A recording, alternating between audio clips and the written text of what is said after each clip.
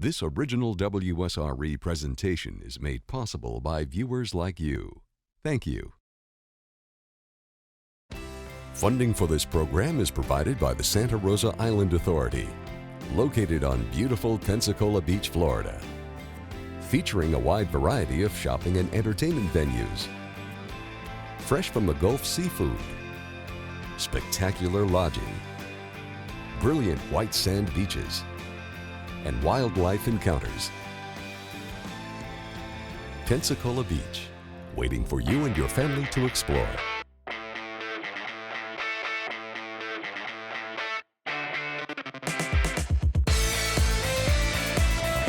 I love Pensacon. Woo!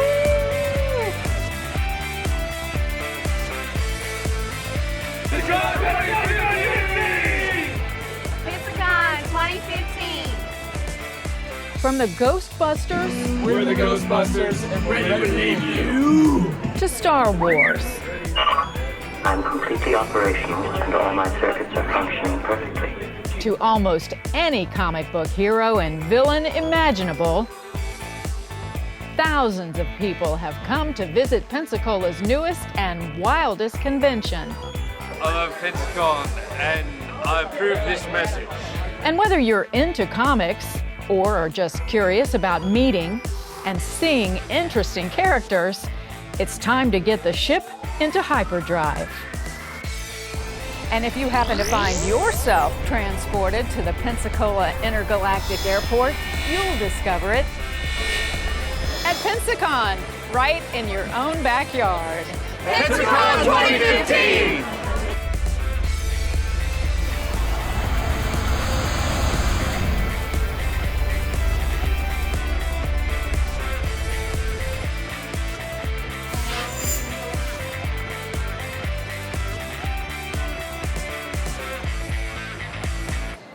Thousands and thousands of people have flocked to Pensacola for an event that is still in its infancy. It's great. I mean, stuff like this, it brings people together. It shows that Pensacola is a very hip and happening place, to use my 80s lingo. Nice. It's smooth. Like most of the time, like right now, I went to RTX and I've been to smaller cons such as Fandom. RTX is another big one, and for there, you're mainly just standing in line for hours, and then you get to go to something, maybe one or two things. Here at Pensacon, you're constantly doing something. Bigger you know? draws or bigger Yeah. lines, so you know, it balances out. I think everybody, no matter what their age is, loves the comics and they love the movies, whether it's the Power Rangers or Star Wars or Star Trek. So when they did their first event last year, it was 15,000 people. We're expecting 30,000 people to descend on the great city of Pensacola, America's first settlement. This is great. I mean, it's great to see this coming to Pensacola, first of all, because we're used to driving really long ways to get, some really good fun with our friends who dress up. I mean, there's all really great people here. I mean, obviously, we look the parts, and everybody here is very great to you, and, we all have a lot of fun. So, I mean, it's great for the area and great for everybody who comes. The con, why I come, I mean, just look around. It's everything that I've embraced from being a small child all the way through adulthood. The fact that we can all get together in an environment like this is just fantastic. Well, we do typically go to DragonCon up in Atlanta, but Pensacon is sort of a new convention. It's just really fun to come down, meet some new people, make some new friends, be a part of the convention atmosphere. You go to your job every day and you just do your job. You're just kind of a normal person. So when you come to these conventions, you become a superstar. You become something that's beyond your normal personality, and it's really fun. And what attracted us here in the first place, we were actually friends with the owner, and he had been talking about how he really wanted to do this con and how he was like having all these people involved, and we just really wanted to be involved in this because we love Pensacola and we love coming down here and we love Mike, so we definitely wanted to be involved in this. And last year was amazing, and this year it's even more amazing. So we have been enjoying Pensacon so much, and I'm very honored to be joined now by Mike Inslee, who is the chairman and the founder of Pensacon. Welcome. Thank you. So tell us about yourself, and do you have a connection with Pensacola? Yeah, I'm one of those rare people who was actually born and raised in Pensacola. Wow. I went to elementary, middle, high school, college here. I went to Pensacola State and also to the University of West Florida.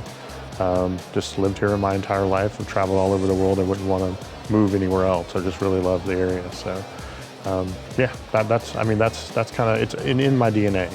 So where'd you get the idea for Pensacon? Well, I've been attending these kind of conventions probably since I was about 10 years old. I think my first one, I went with some older friends, and my mom dropped us off at the mall. There was one behind University Mall back in those days at the Holiday Inn, and it was very small. It was all held in one room. And it was really enjoyable. I just had a good time. And then as the years have gone on, I've gone to different ones. I've gone to small ones, and I've gone to the big ones. I've been to San Diego Comic-Con. I've been to Dragon Con in Atlanta, which has 60, 70,000 people annually. So I've just been all over the country, Cleveland, Chicago, all kinds of different places to go to conventions. And I just started thinking about Pensacola, and I just really wanted to do something here. I just thought the time was right. As our culture is kind of changing, I just saw a moment, and I kind of seized that moment. At an event like this, you can't help but notice the number of attendees dressed as their favorite characters. And that's a phenomenon known as cosplay.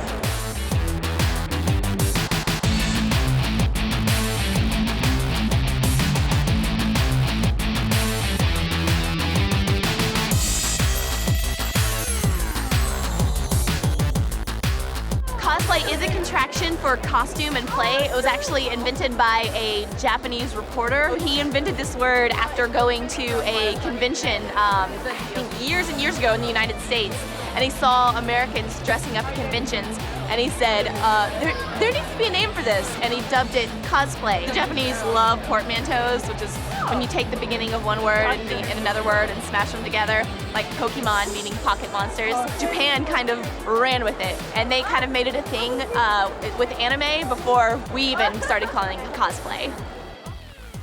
Cosplay is just basically dressing up as your favorite characters from pretty much any genre. You can do Star Trek costuming, you can do Star Wars, movies, video games, TV series. Right now I'm dressed up as Pinkie Pie from My Little Pony Friendship is Magic. Cosplay pretty much is anything that you want it to be. And it's just dressing up as your favorite character and going to a convention and having fun with people who also enjoy your favorite series. It's basically a way to wear your favorite series on yourself. You get to be your favorite character, and you get to take a break from reality and whatever is going on, and you get to just be whoever you want to be.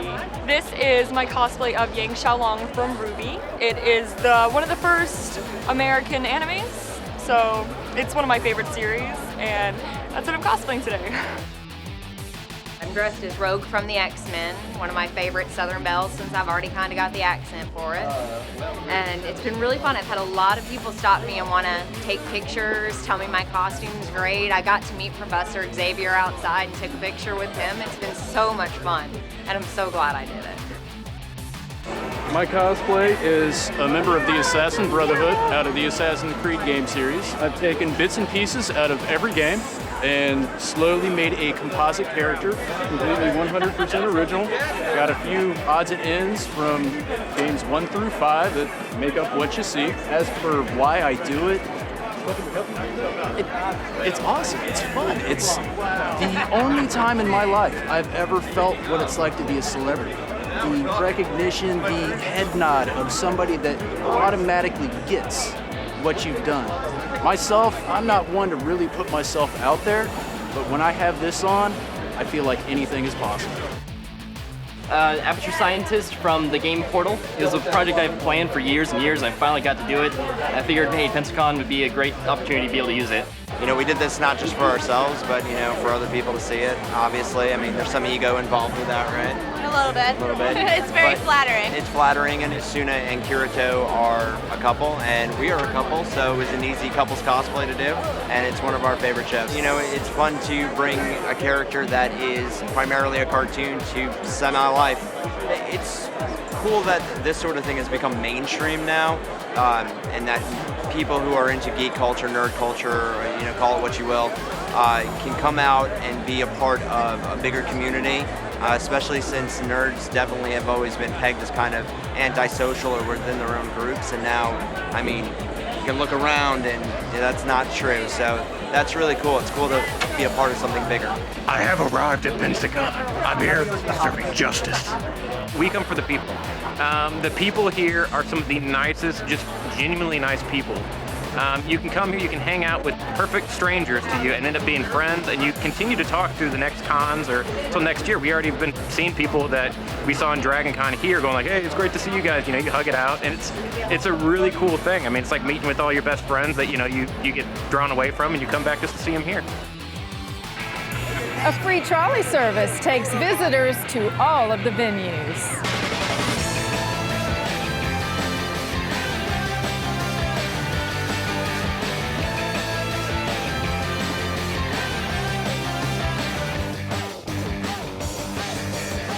The prime destination for cosplay characters is center stage at the Sanger Theater. The costume contest is a huge highlight of Pensacon. So many people wanted to enter the contest, organizers had to stop taking entries days before the event. I want to start off by introducing our judges. We have Lavon French from the 501st, RJ and Roy from Face On Montana, Claire Monica Lee.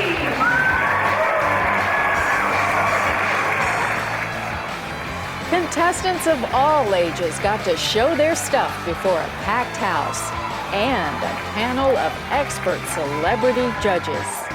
Sirius Black and Bellatrix Lestrange.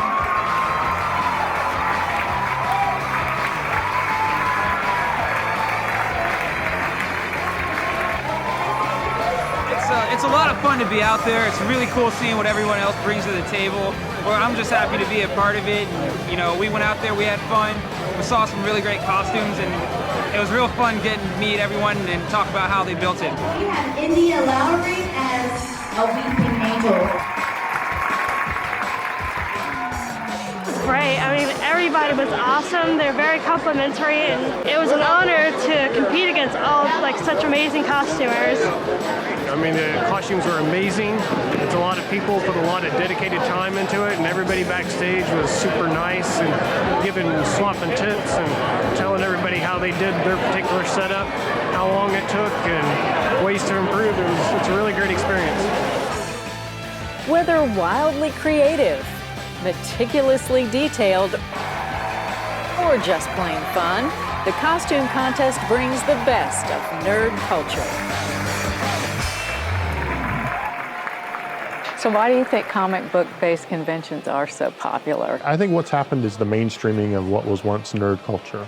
I don't know if you can tell, but I grew up a nerd. So back when I was a nerd, it wasn't cool to be a nerd. It wasn't cool to be into computers. It wasn't cool to be into comic books. Now it is. I mean, people have sort of embraced it. We see things like, the #1 comedy on television is The Big Bang Theory. That's all about nerds. The top movies of last year were all comic book or science fiction based movies. That's the entire top 10.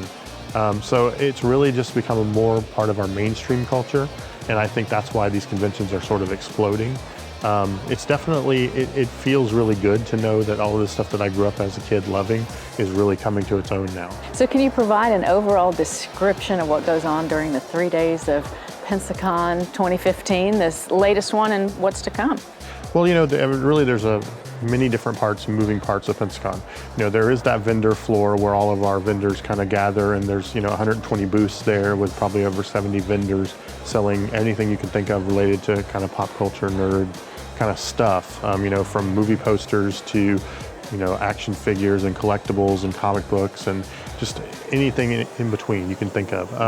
So then that's a big part. That's the base center's floor.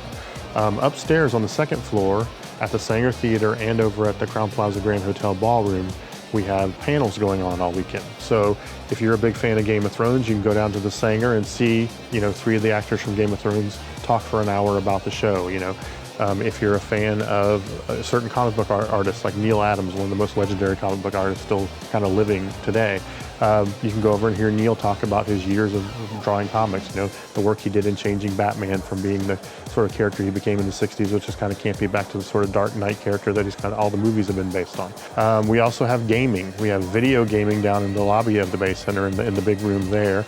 That's, different kinds of, PlayStations and Xboxes and all of that stuff going on all weekend. And then over at the hotel, 24 hours a day, they have tabletop gaming.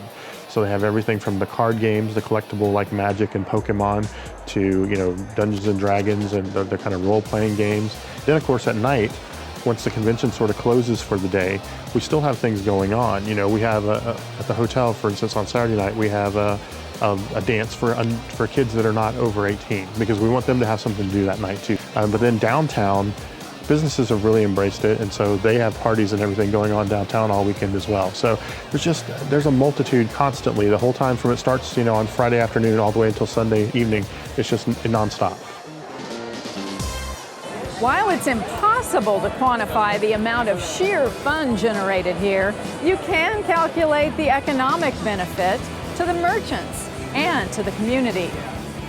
I'm owner with my husband of Game Masters Guild. We're out in Crestview, Florida, and we specialize in tabletop gaming. We do like to go to the other local conventions in our area, and those are usually anywhere between 500 and 1,500 in attendance. So Pensacon, we were actually here last year for the first Pensacon, and it's a different kind of phenomenon, with it being in a larger location. So it's really bringing out everyone in our area, and of course a lot more from outside of our area at one time. Not a lot of the other conventions have been able to do that because they might be more specialized, but this is kind of a con for everyone kind of thing. We come from Tallahassee, and last year we were exhibiting at Dragon Con, which you know is a very, very large one in Atlanta, and Pensacon advertised that they were starting, and we thought, that's fairly close, you know, we'll give them a try for their first year, and they did such a phenomenal job getting people here, promoting it. It was an incredible con. It was surprising it was their first one. It was amazing. And this year is even better. This is my first year here, and we thought it'd be a good idea to come out and try it. And so far it's been pretty successful. We've done a lot of cons around New Orleans, up in Metairie and parts of Louisiana. When we came here last year, it was an embracement we had not, I mean, we did so well that we looked for a second shop, and we came here to Pensacola to set up that second shop. I mean, Pensacola has been great. This community is great. I mean, it was voted third nerdiest city in the USA. So, I mean, you have to admit, this is what it's all about. When you talk about, when you talk about Dragon Con versus Pensacon, I mean, you're talking about hundreds of thousands of dollars that come rolling into these cities, and and it's all supported by people who love this kind of stuff. So one thing, you get people saying, "Hey, we're happy to come here and spend money here, and it can raise funds so we can get bigger and bigger every year and be happy to come back." It's really cool that they closed down the street and all that. And it was just real fun to kind of see everyone out here and just kind of hanging out. No one's doing anything too crazy. It's real cool. We're all secret nerds here, so we were very happy to be a part of it, and very happy to see that it happened for a second year. And so this year, when they said they were coming through, we said that we'd make a couple of drinks for them and welcome them to come in. So we thought the Vulcan was appropriate for Spock because of Leonard Nimoy, and then Pensacon Punch because it's Pensacon. It's going to be a great event, but most importantly, it's putting heads in beds. You have your hotels that are packed, your restaurants are doing great, your retail's doing great. The economic impact last year was $1.4 million. We want to push it over the $2 million mark this year. And 40% of the people last year were from out of town that have never been to the great city of Pensacola. So now this year, we're hoping that number gets close to 60% of the people that have visited or visiting Pensacola will be from out of the area to visit our great city. So it's tremendous for our city. So obviously it does a lot for the local economy, and you've mentioned the businesses, but are they super excited about this? They are very, very excited. I mean, a good example is the Fish House, this Great Southern Restaurant Group. They came on board and they themed 3 of their restaurants for the weekend leading up to Pensacon and the Pensacon weekend. So if you went to the Fish House, you were in Harry Potter. You know, the whole restaurant was themed Harry Potter. They had, things on each table, scrolls for their special menu for the weekend, and wands and the golden snitches flying over the table, and candy that you could take with you. Their entire deck was Star Trek themed. So they had Star Trek props, and they had, all kinds of things happening out there as well, a captain's chair, and then over at Atlas Oyster House, it was all Game of Thrones. So they had the throne, and they had, all the stag heads, and they had swords, and they had all that stuff. So they really embraced it, and the same thing with all the other restaurants down on Palafox, Hopjacks and the Tin Cow and Play, and all of these venues really take this very seriously now. So, and even the city of Pensacola, I mean, they renamed the Pensacola Airport. Let's talk about that. How did that make you feel knowing that the city was embracing this in such a way? It was wonderful. I mean, it was a really, when they came to us with that idea, they said, how can we be involved with Pensacon? And we said, well, our main thing at first talking to them was logistical. We have a lot of people coming in from all over the world. So they come through our airport. So we said, one of the things that we really need is just an area where we can put these people while they're waiting to get their bags or they're getting into the car, so they're kind of away from the public at that point. Some of them are obviously very friendly. If they see somebody at the airport, they're going to shake hands, they're going to say hello, and most of them are. But we still want to give them a little bit of privacy. So we said, can we have a lounge? They were like, absolutely. Then they set up a desk so that when people got off the plane, like right as they got out of the security area, they could come up and say, hey, I'm so-and-so, I'm here for Pensacon, and we would get them directly in their car and get them directly over to the hotel. So that was part of it. But then once the airports kind of saw what was happening, they said, hey, what if we change the theme of this airport? What if we put a little bit of work into this and make it something special? They changed every gate to a star gate, and they put up signs, and they had different, ships from different sci-fi shows up, and they had, just all sorts of things done that made the airport, it was just a really nice special touch for that weekend. And that's something that they plan to continue. So and it was great because even our celebrity guests were they got off the plane, they said they'd never seen anything like that before. And they were very excited. They said they felt like as soon as they got off the plane, they were at the convention. Panel discussions inform people about a host of topics, including how to build an iconic android like this one. What we just did, our presentation was how to become a droid builder. We gave some general knowledge about it, the website, where the plans are, and the documentation on how they're built. The reason they look like the ones in the movies are because we have builders in California who have had access to the screen-used droids at Disney out there. Lucasfilm sold them all to Disney, and there were 30 or 40 of them in the movies, and they got in there with calipers and measuring tapes and measured every little detail about them. We love sharing what we do, otherwise, R2's no fun at home. Keeping him in the living room doesn't do anybody any good. You want to bring him out so that people can see him and have their picture with him and, marvel at, what we have made. A key component of any con is characters. Characters come from stories.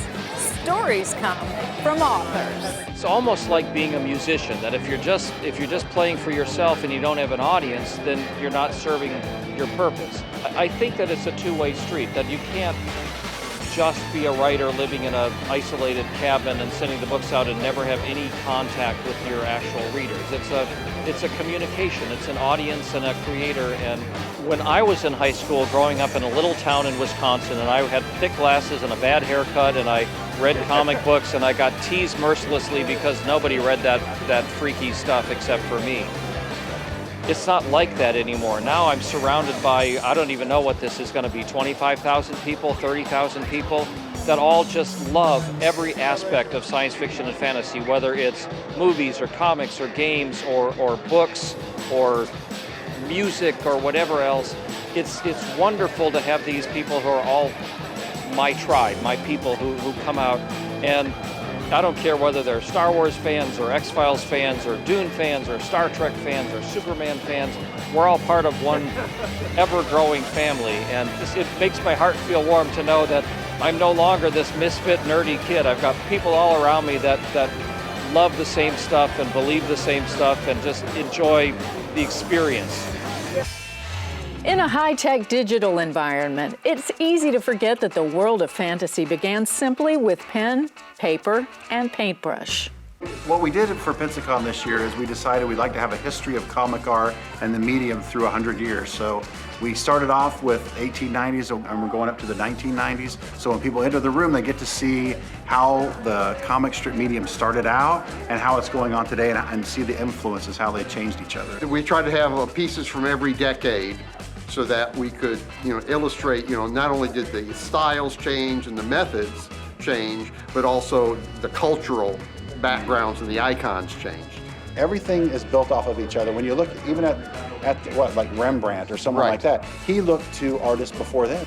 Well, a lot of times the young artists too, they're looking for ways to solve problems. Like they go, how do I shadow this correctly?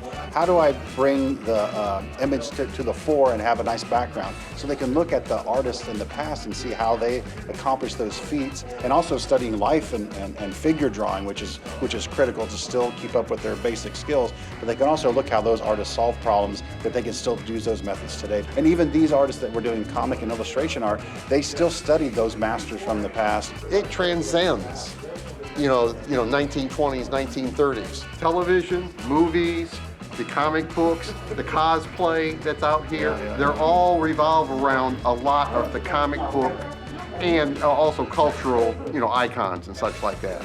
And so it all started here. Did you ever think it would get this big? No, I mean, in the first year we expected that we would get about 5,000 people. We thought that was a reasonable number, and we ended up with about almost 13,000. So it really, it really socked us there that first year, and it was a great learning experience. And then this year, by our head count, we think we had 22,000 people for the weekend. So that's pretty amazing growth over 1 year. And we have this mentality for a long time in Pensacola that's been around, that we're kind of a second-class city and that we're not as important as everybody else and we're not as big as everybody else. But I think the community showed here that we are. We can be. We can do more than what people think we can do. And it's time to put away all of that past stuff and all those feelings that people say, we have everything in Pensacola, so why not, celebrate that? And this is just one way of celebrating that. To get to the primary convention location, take I-10 to I-110 and head south to the Pensacola Bay Center in downtown Pensacola. Other venues for Pensacon are also downtown, just blocks away. We hope you've enjoyed the Pensacon experience. We'll see you again next time, right in your own backyard.